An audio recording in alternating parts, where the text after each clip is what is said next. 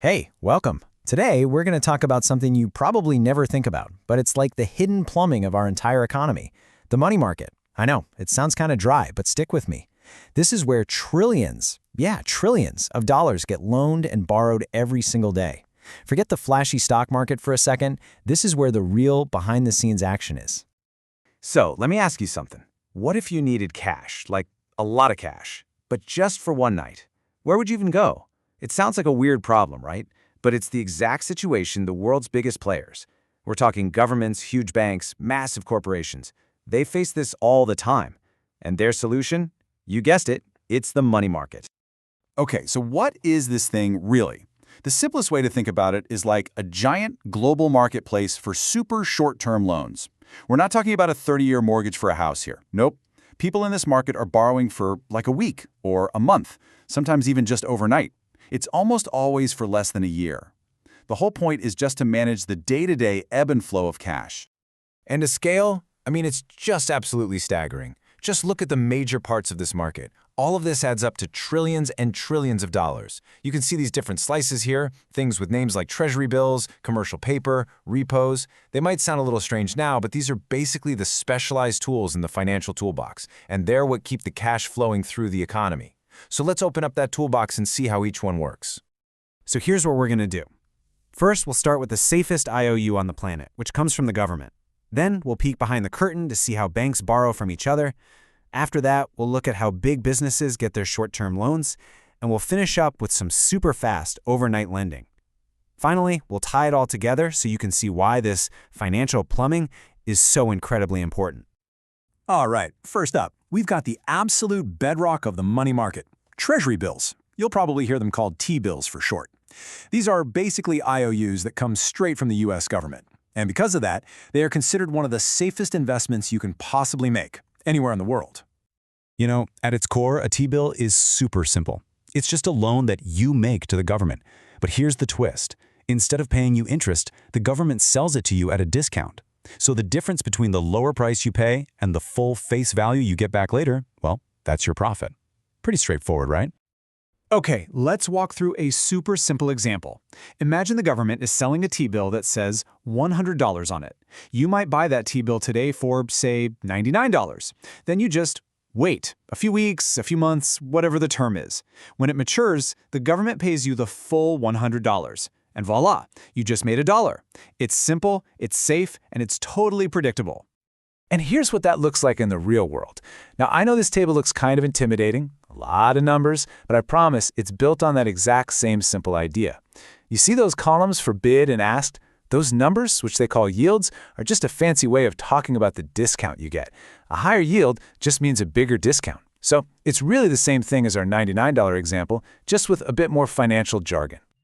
So let's just quickly break down those two words, bid and ask. It's actually really easy.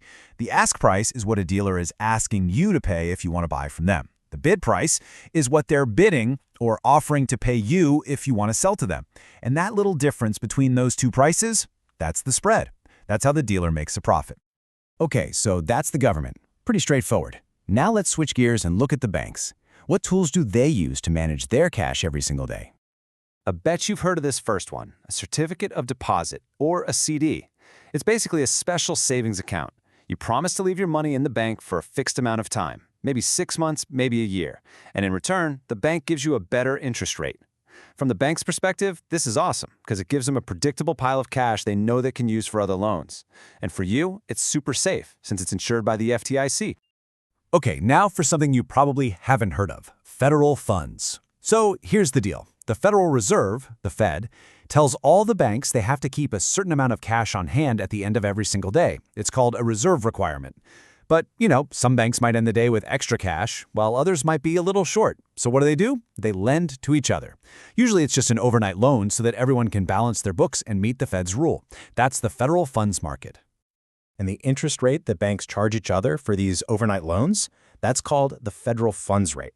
And listen, this is a huge deal. You should definitely remember this one. Think of it as the base level, rock bottom cost of money in the entire economy. When the Fed moves this rate up or down, it causes a massive ripple effect that eventually hits the interest rates on your credit cards, your car loans, and even your mortgage. Okay, so we've got the government covered. and we've got the banks, but what about a giant company, like, say, Apple or Ford? How do they borrow money for just a short period? Well, they have their own special tool, and it's called commercial paper. Honestly, commercial paper is a lot like a T-bill, but it's for a big company instead of the government.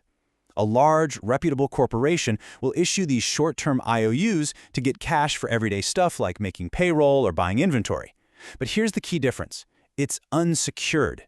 That means there's no collateral. You're basically just trusting the company's good name and its promise to pay you back. So, yeah, it's a little riskier than a T-bill, for sure. And that trust, it's everything. This quote really brings it home. It's talking about the 2007 financial crisis, when suddenly nobody trusted anybody else. Lenders got spooked and just stopped buying commercial paper. The whole market just froze solid. And all of a sudden, even giant stable companies couldn't get the short-term cash they needed to run their business. It's a perfect example of how this supposedly boring plumbing is actually critical to keeping everything from falling apart. All right, let's get to our final tool. This one operates at lightning speed. We're talking about the repo market.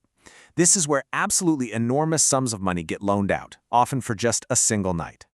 The full name is a repurchase agreement, or repo for short.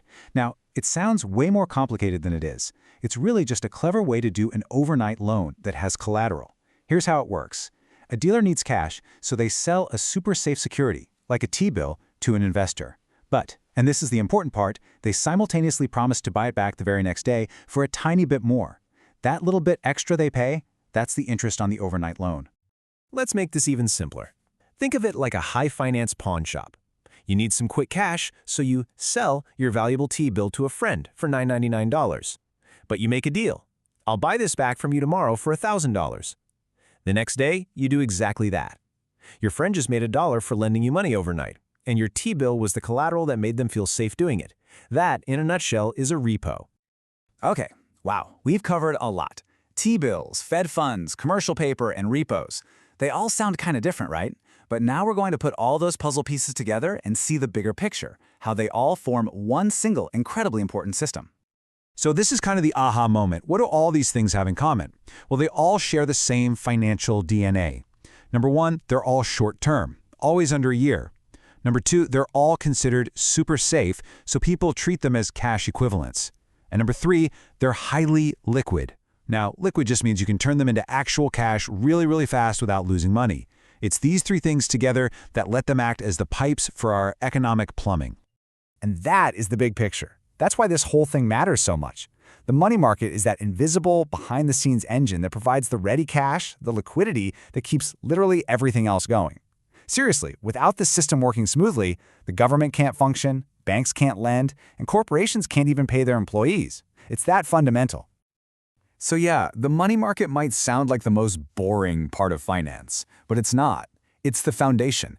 It's the bedrock that the entire glittering skyscraper of the global economy is built on.